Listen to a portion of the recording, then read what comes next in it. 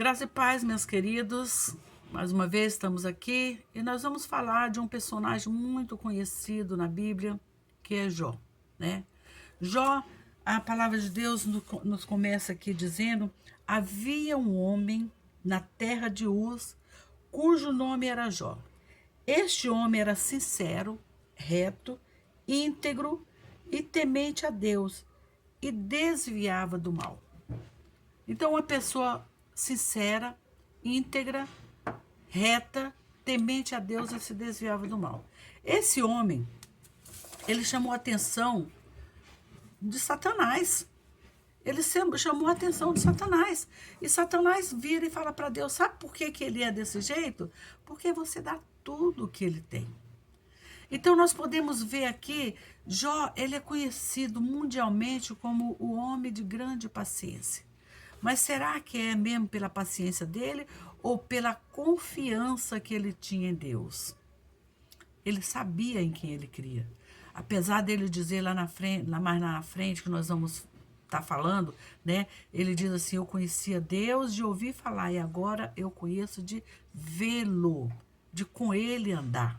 Né? Então, quando nós andamos com Deus, nós conhecemos a Deus, nós temos conhecimento de Deus, nós fazemos a vontade de Deus.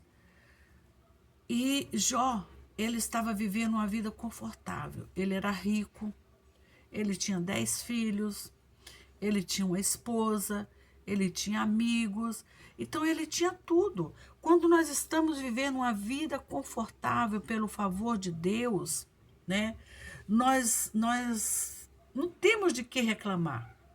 Nós vivemos, né?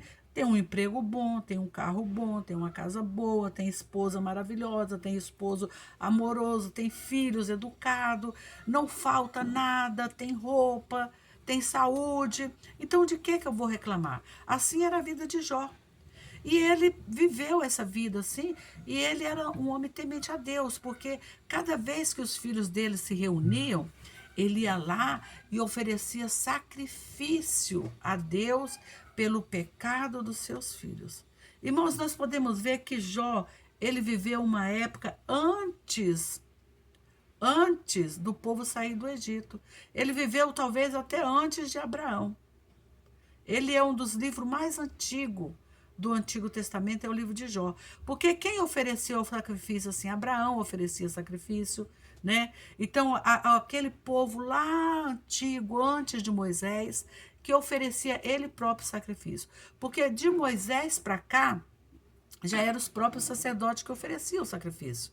Porque era a lei de Deus. O sacerdote oferecia sacrifício. E ali quem oferecia sacrifício, ele próprio oferecia sacrifício pelos seus filhos a Deus. Então ele ia e oferecia sacrifício para os seus filhos. Porventura meus filhos têm um pecado. Então Satanás, ele viu aqui que Jó, ele vivia confortavelmente, por isso ele temia a Deus, por isso ele era um homem, como diz aqui, sincero, íntegro, reto, temente a Deus e se desviava do mal. Ele tinha tudo. Para que ele ia fazer qualquer coisa errada? A segunda parte da reflexão, né, a primeira foi uma vida confortável a favor de Deus. Então, quando nós estamos numa vida confortável, nós não temos de que reclamar. Está tudo bem, maravilhosamente. É bom servir a Deus quando as coisas estão indo muito bem.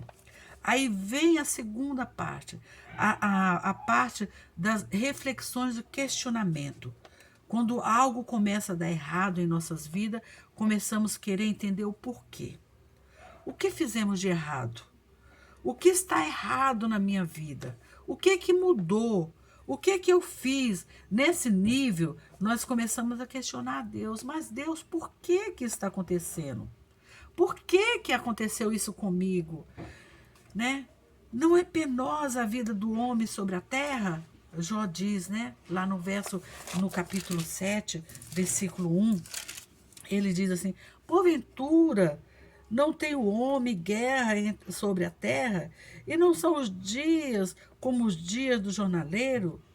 Como o escravo que suspira pela sombra e como o jornaleiro que espera pela praga? Assim me deram por herança meses de vaidade e noites de trabalhos prepará-lo. Deitando-me a dormir, então digo: quando me levantarei? Mas cumprindo a noite, farto-me de me voltar na cama pela a alva. Então, Jó, ele começa a reclamar, ele começa a questionar, não reclamar, desculpe. Ele começa a questionar aqui. E quando as coisas começam a dar errado para nós começamos a questionar a Deus. Ah, por que, Senhor, isso aconteceu? Por que que tinha que ser meu filho que ter pegado essa doença? Por que que esse acidente aconteceu com meu marido? Por que que essa doença veio na minha família? Por que que o desemprego veio na minha família? Por que que as minhas finanças veio devorador? Por que, Senhor? Por que isso? Por que aquilo? E aí é o momento que nós começamos aqui ver Jó no verso 8, 5, ele começa a depender de Deus. Olha só o verso 8, 5, ele diz: mas se tu de madrugada buscares a Deus e o Todo-Poderoso pedires misericórdia, então ele diz o quê? Ele começa a depender, se fores puro e reto, ele, né? Existe um tempo, um modo, uma qualidade. Precisamos estar sincronizado com Deus. Ouvir a Deus, esperar o tempo de Deus, essencial para o amadurecimento. Lá no verso 8 ao 10, nós vemos o amadurecimento de Jó, né? No mesmo capítulo 8. Porque eu te peço, pergunta agora às gerações passadas e prepara-te para a inquisição dos meus pais, porque nós somos de ontem e nada sabemos, porquanto nossos dias sobre a terra são como a sombra.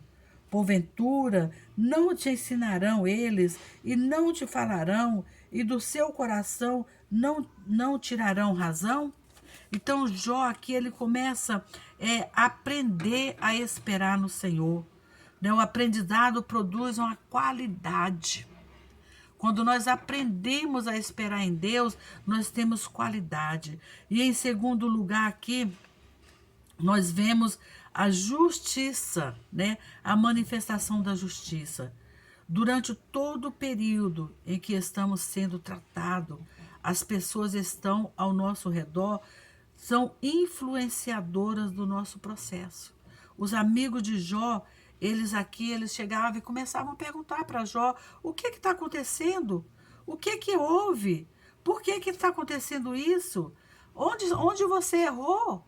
Jó, dá uma olhadinha aí, você deve ter errado em alguma coisa para estar acontecendo isso. Deus é muito bondoso, ele não ia deixar isso acontecer, né? Durante o período de tratamento, as pessoas estão nos olhando, estão nos julgando, e às vezes elas acham que nós estamos em pecado. Em Isaías 43, 26, fala assim: desperta minha memória, entraremos juntos em juízo, apresenta as nossas razões para que possamos justificar-te. No capítulo 14 de Jó, Jó justifica o Todo-Poderoso, o poder de Deus sobre o homem, comparando a grandiosidade de Deus e a pequenez do homem. Vamos ver 14, de 1 a 5. O homem nascido de mulher é de poucos dias e cheio de inquietação. Sai como a flor e se seca, foge também como a sombra e não permanece. E sobre este tal abres os olhos e a mim me fazes entrar em juízo contigo. Quem do imundo tira o puro? Ninguém. Visto que os seus dias estão determinados, contigo está o número dos seus meses, e tu me puseste limite, e não passará além deles. Desvia-te dele para que tenha repouso, até que como jornaleiro tenha contentamento no seu dia. Jó, ele começa a falar aqui que a esperança dele está no Senhor. Ele começa a compreender que ele é muito pequeno, que o homem é pequeno demais diante de um Deus tão grande, mas existe uma linha fina, contínua como justificativa da mudança, da alteração, da transformação. Este processo se dá no elo, e o elo é Deus. Vamos ver aqui o verso 7 até o 9. Ao cheiro das águas, água que é o Espírito Santo, porque há esperança para a árvore que for cortada, ainda que renovará e não cessarão os seus frutos. Se envelhecer na terra a sua raiz e morrer o seu tronco no pó, ao cheiro das águas brotará e dará ramos como a planta. Aqui ele está dizendo que o Espírito Santo, mesmo que nós estejamos como mortos, nós achamos que estamos mortos, nós achamos que não temos mais chance de sobreviver, nós achamos que o Senhor já tirou de nós todas as forças, nós não temos mais força, mas lá dentro tem uma chaminha do Espírito Santo, e ao cheiro desse Espírito Santo, ao cheiro dessas águas, a nossa vida renovará como uma árvore que já está seca, sem raiz cortada, mas com a água ela renova os seus frutos e darão até seus frutos quando estamos cheios do Espírito Santo. Muitas vezes não são o pecado, mas as justificativas sobre os nossos erros, os questionamentos para achar nossa culpa, ela vem as nossas lamentações. Existem muitas lamentações, nós lamentamos, nós falamos muito, nós queremos justificativa daquilo que Deus tem para nós. E o que Deus preservou para nós é maior do que o que nós pensamos ou imaginamos. A terceira fase aqui de Jó é o reconhecimento de Deus. Existe um diálogo muito interessante entre Jó e Deus. No capítulo 40, verso 1 e 2, respondeu mais o Senhor a Jó, e dizendo: porventura o contender contra o Todo-Poderoso é sabedoria? Quem argue assim a Deus responda por isso? Então Jó respondeu ao Senhor, dizendo: eis que sou vil. Quem me responderia eu? A minha mão ponho na minha boca. Não fez, uma vez tenho falado, e não replicarei, ou ainda 2 vezes, porém não prosseguirei. A partir desse momento, Jó declara conhecer a Deus e a ficha cai, né? Verdadeiramente o entendimento de Jó começa.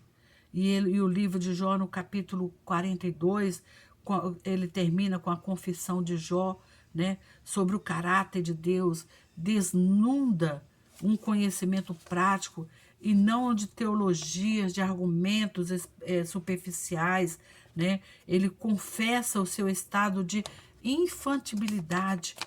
Eu te conhecia só de ouvir falar, mas agora os meus olhos te veem. E eu fiz umas anotações aqui e eu vou ler para vocês. Como Deus limita a nossa adversidade.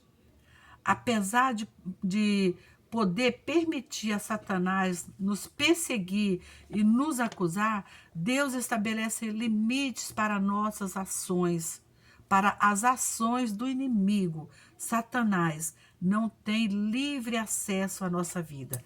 Somente Deus, que nos criou, tem o direito de lidar conosco em todos os momentos da nossa vida. No caso de Jó, o Senhor deteve o inimigo de tocar na sua vida. Vê lá no capítulo 1, verso 12, ele fala: somente na vida dele não toca. Deus limitou Satanás no que ele poderia fazer e ele teve que obedecer. Existe um limite para o inimigo. Ele pode e até parece que ele pode fazer o que quer, mas existe um limite, né? Existe um limite. O seu sofrimento nunca vai passar, mas ele passará. Às vezes você pensa isso. O meu sofrimento nunca vai passar. O meu sofrimento é grande demais, nunca passou, ninguém nunca passou pelo que eu estou passando. Mas esse sofrimento vai passar. né? Esse sofrimento vai passar. Seu sofrimento nunca vai passar mais, ele passará. Os problemas que você está passando hoje são oportunidade para Deus provar a sua fidelidade. Deus permitirá que a provação dure o tempo necessário para que se cumpra o seu propósito em ti. Isso que você está passando hoje, Deus está olhando, está observando. Ele não vai deixar passar acima daquilo que você possa suportar. As crises passam, a circunstância muda. No entanto, Deus trabalha no meio da adversidade e põe um fim a elas no seu tempo. O tempo de Deus não é o nosso tempo. Talvez você está passando uma crise hoje, talvez você está passando uma crise no seu casamento e fala, eu não aguento mais, é o fim, eu vou me divorciar, eu não aguento mais esse homem, eu não aguento mais essa mulher, eu não aguento mais o ciúme, eu não aguento mais a ignorância, eu não aguento mais ele pegar no meu pé. Mas Deus está mandando dizer para você hoje, o fim dessa luta vai passar, vai passar. Já tem dia e hora marcado para passar. Deus já marcou o dia, determinou o dia. Deus está trabalhando na adversidade e Ele põe o seu tempo certo. O inimigo pode até tentar derrubar, mas você tem uma fonte eterna de força que vive em você e não pode ser derrotada. Satanás sabe que você pertence e que nós pertencemos ao Senhor Jesus, que temos o selo da salvação em nós, a marca de Cristo, que é seu sangue. Por isso, ele vive tentando roubar a nossa atenção, encher o nosso coração de medo, desânimo, dúvida, ciúme, na tentativa de levar-nos a desobedecer a Deus. Jó permaneceu fiel a Deus. Jó permaneceu firme a Deus. Jó permaneceu ali, íntegro na sua tentação, na sua provação. Ele não caiu. Meu irmão, se agarra com Deus. Minha irmã, se apega com Deus. O seu marido foi Deus que te deu. O seu casamento foi Deus que te deu. Esse homem foi Deus que te deu. Ele é carne da sua carne. Lembre que Deus te deu o homem certo para cuidar dos seus filhos, para cuidar de você. O mundo quer colocar o contrário na sua vida, na sua mente, mas não permita isso. Essa mulher que Deus te deu é a mulher certa que Deus te deu. Deus não te dá uma carga que você não possa suportar, carregar. Em 2 Coríntios, ou 1 Coríntios 10, 13, fala, não venha sobre vós tentação que não seja humana, mas fiel é Deus, que não vos deixará tentar acima do que podeis. Antes, com a tentação, dará também o escape. Deus não vai deixar você tentar acima do que você pode ser tentado. Vamos ver lá em 2 Coríntios, capítulo 4, eu gosto muito de estar lendo quando eu estou falando, porque a palavra de Deus, ela fala mais do que a nossa palavra. Então, nós temos que mostrar na palavra de Deus. A palavra de Deus, 2 Coríntios, capítulo 4, do verso 8 até o 10, fala assim, em tudo somos atribulados, mas não angustiados, perplexos, mas não desanimados, perseguidos, mas não desamparados, abatidos, mas não destruídos, trazendo sempre por toda parte a mortificação por o Senhor Jesus Cristo no nosso corpo, para que a vida de Jesus se manifeste também em nossos corpos.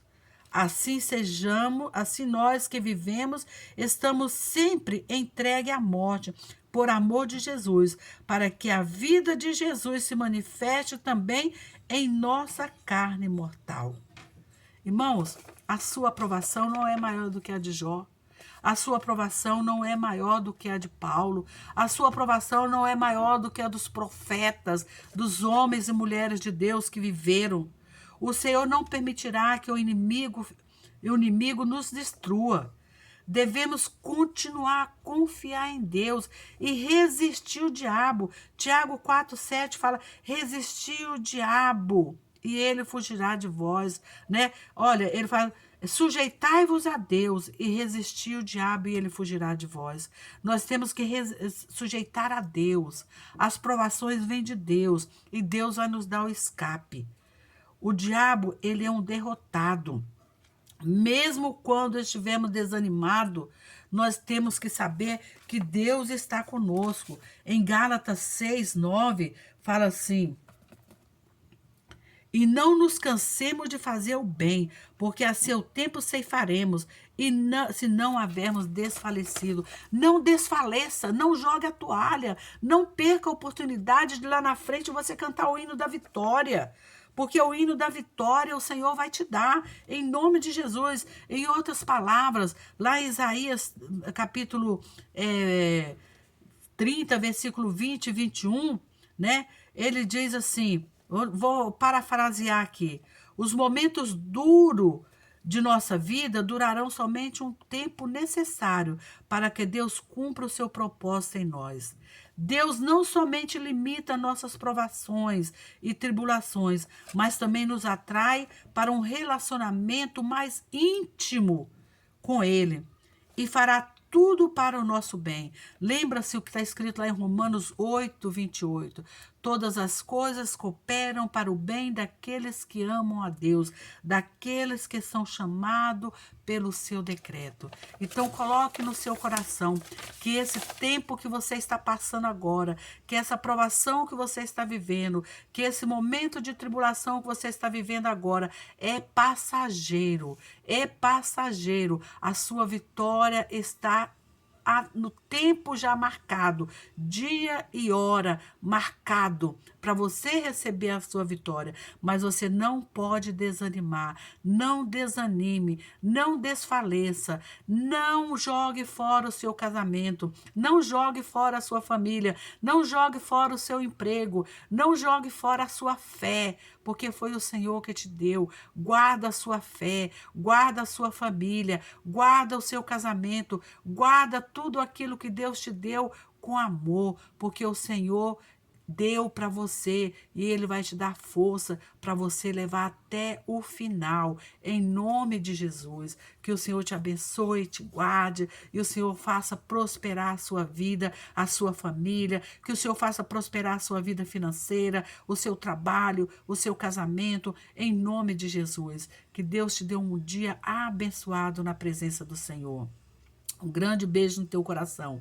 Se inscreva no canal se você ainda não se inscreveu e passa para os seus amigos, compartilhe com seus amigos essa mensagem e pede que eles também se inscrevam para que a gente possa chegar a fazer vídeos ao vivo, em nome de Jesus. Esse é o meu alvo, a fazer transmissão ao vivo na igreja e aqui em casa, por onde quer que seja, é levar a palavra do Senhor a todos aqueles que não podem estar na igreja, aqueles onde o evangelho não pode ser chegado, a igreja não pode ser chegada, onde eu não posso ir, mas através da tecnologia eu posso alcançar essas vidas em nome de Jesus. E eu conto com a tua colaboração em nome de Jesus. Um grande beijo para você.